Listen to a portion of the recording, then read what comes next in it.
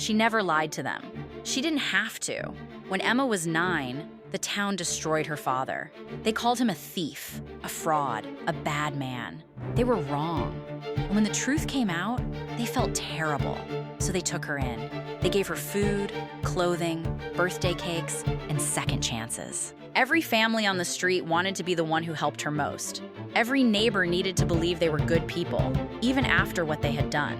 Emma understood something that no 9-year-old should understand. Guilt makes people blind. Their need to feel kind was stronger than their ability to see clearly, so she let them feel kind. She spent years watching, learning, taking small things at first, then bigger ones. Not because she was greedy, because she was patient. By the time they finally noticed what was missing, Emma was 17 and already gone. They searched for someone to blame. But the only person who had ever truly seen Emma clearly was her father, and they had already destroyed him.